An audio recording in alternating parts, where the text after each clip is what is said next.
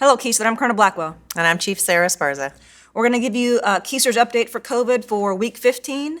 Before I turn over to the chief, though, I want to give you a little bit of the overall landscape. It was reported this morning that the military, DOD, for COVID positive cases is up 15%. Stated another way, the DOD has doubled its positive cases of COVID since last week.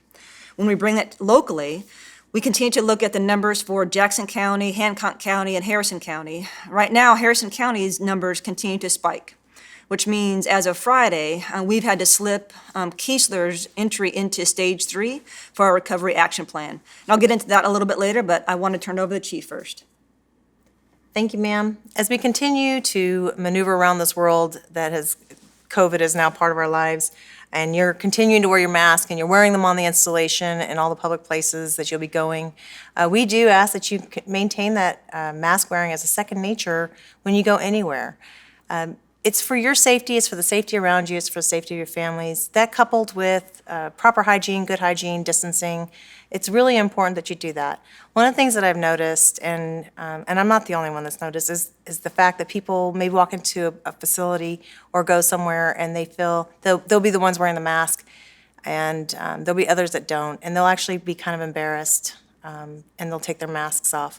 If this is second nature to you, you won't even notice that people around you aren't wearing the mask. But one of the things that we did say last week was, if you feel uncomfortable, don't stay there. You can leave, and we'll support you 100% on that.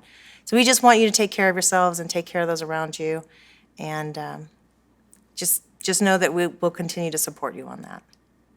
So I'm going to continue to expand on the topic that Chief brought up, which was the cloth-based coverings. Why are they so important? Let me give you 2 examples. And again, I've told you guys this many times why coronavirus is so much different than the flu, right? If you get the flu, I'm going to send you home. You're sick. If you get the coronavirus, I now have to do that medical tracing to see whom around you that we have to quarantine because you came in contact with them.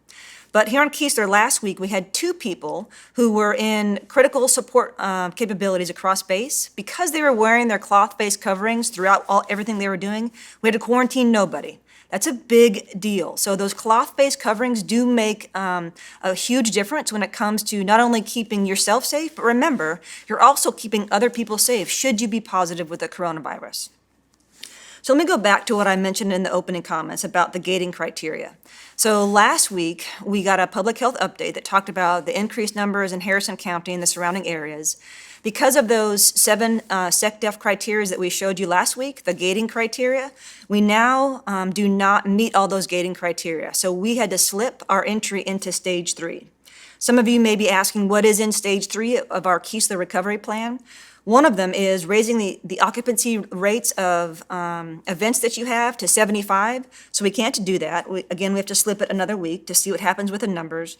We were going to try to increase some of the dinners at the lighthouse for our airmen, but we have to slip that again. And then the other one we were trying to do, we used to have Finally Dragon Fridays at the BBEC, but we're gonna have to slip that as well as we continue to watch the numbers around Keesler Air Force Base, the positive COVID numbers. We will, though, be coming out soon with Public Health Order number 4, which will talk a lot about conditions-based, and probably what you care about the most is how that applies to your leave policy. So we are going to push as much authority down to the squadron commanders to make sure that you can go on leave as long as you meet the different conditions that will be outlined in the Public Health Order number 4.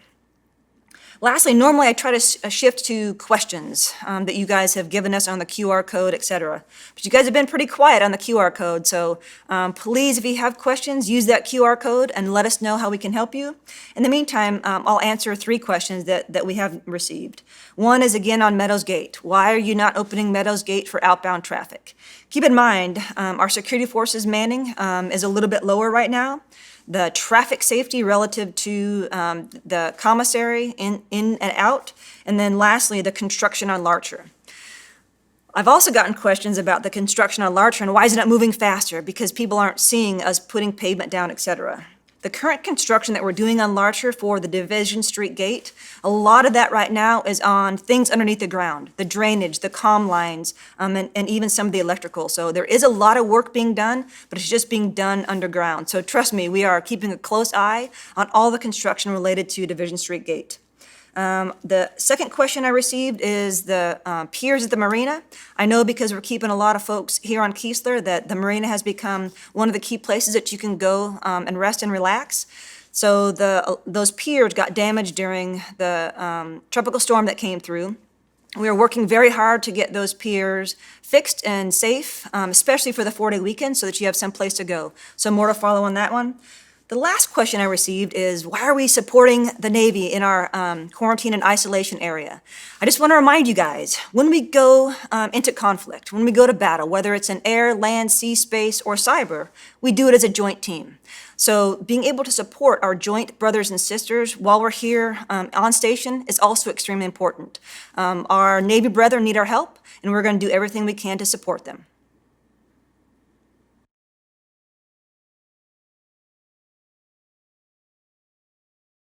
So I want to foot stomp one of the things that the chief said and make sure that we ended this video with refreshing your sense of urgency on following the CDC guidance relative to slowing down the spread of this virus. The physical distancing, the cloth face coverings are still very important. And we know as we go through this that there's still a lot of emotional anxiety, a lot of frustration as we deal with the COVID and maintain our mission. So we still worry about you and your resiliency. And we have a great team that's put together a list of resources and resources available on our Resiliency Center tab that's on the Keesler homepage. We ask that you go check that out, see if there's something that could help you, help your wingmen, help your peers, help your families as we're trying to kind of maneuver through these challenging times that continue to challenge us. So no matter what, just to know that we've got you supported and there's a place for that. And I couldn't end without saying, you got this. We're going to get through it. You got this? And we got you. We'll see you next week. Before we close, just want to make one more announcement. The airmen and the families of Keesler Air Force Base want to congratulate Chief Master Sergeant Joanne Bass as her selection for the 19th Chief Master Sergeant in the Air Force. We're so excited. Congratulations, Chief Bass and your family, and of course the Air Force. Boo, yeah, Chief, that's awesome. You got this.